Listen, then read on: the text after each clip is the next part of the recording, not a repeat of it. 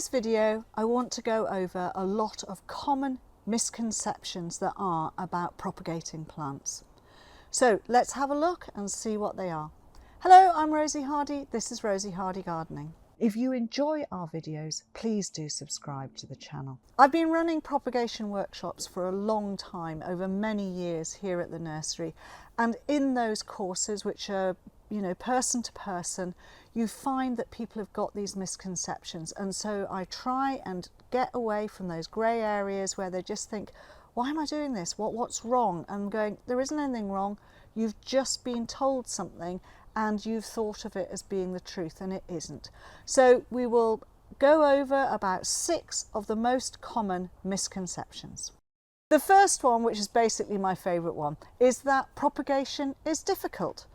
Well, no, it isn't. If you go into things like grafting or air layering or some of those sort of techniques, then yes, it needs a little bit more skill, but it's not necessarily difficult. If you have grown perennials, you've grown them out in your garden, you have lifted a plant and split it into 1, 2, 3, 4, 5 more plants, you have done propagation, because that is all it basically means. It means that you are taking a cutting or division and you are creating more plants from that original mother plant. So that's it. It's quite an easy situation and something that everybody should be able to do.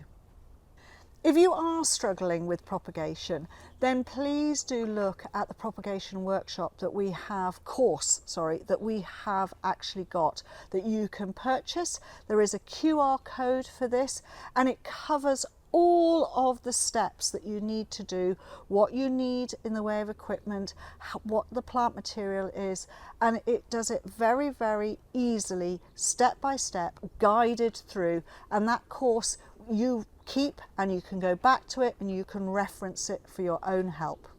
Number 2, all plants can be propagated in the same way. Well, no, they can't.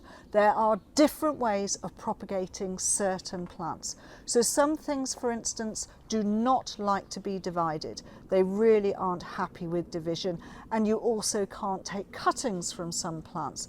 So you need to know the plant material to work out what it is doing. If it is something that runs around, then it's obviously very easy for it to be split and divided. If it's clump forming, sending up lovely shoots, then you can take basal cuttings.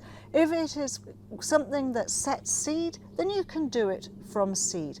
So there is not one type of propagation that fits every single plant. Number 3, you can propagate perennials at any time of the growing season.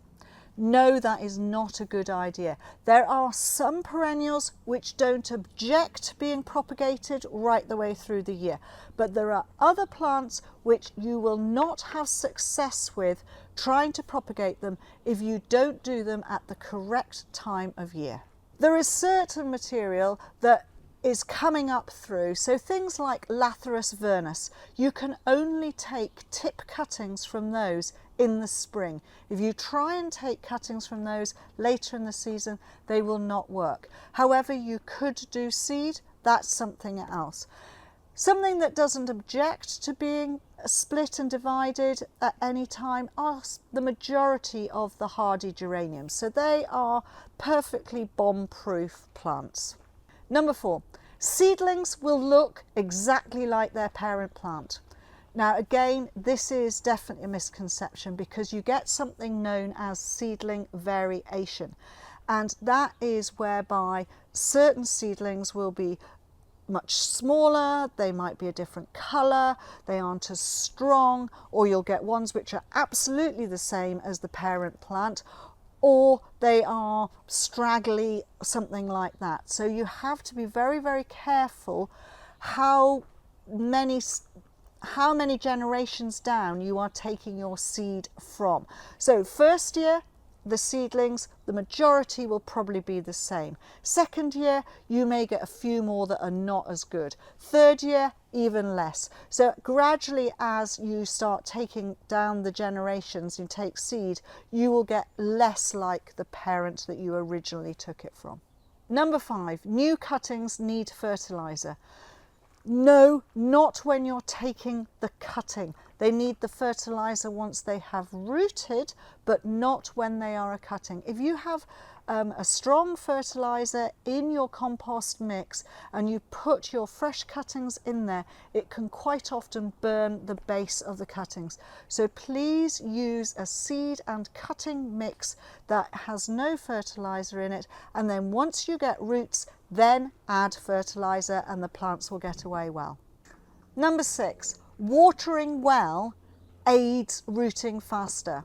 No, you have to be very, very careful and think about these young cuttings as being something that hasn't learnt to swim yet, and therefore it doesn't want masses of water. Yes, it needs water there, but it is much better to re-wet than it is to try and dry things out. You can drown them by over-watering, and it's the same with plants in containers. You know, be careful on the amount of water you actually give the plants. The general rule is take a few more cuttings than you actually need. If your first lot don't succeed, then try again. There's nothing wrong with having a disaster. We all have disasters in our propagation, and it can be because, you know, maybe your compost wasn't quite right, maybe the water had too much chlorine in it because, you know, it had been treated. You know, all these sorts of things can affect what happens to the way your cuttings take. So if you don't succeed with the first lot, take another batch and you may find that everything works out perfectly well.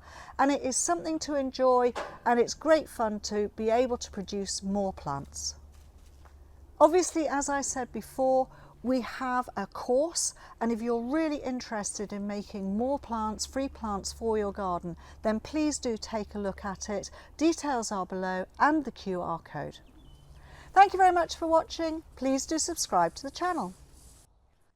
If you want to watch another video of mine, YouTube thinks this one is perfect for you.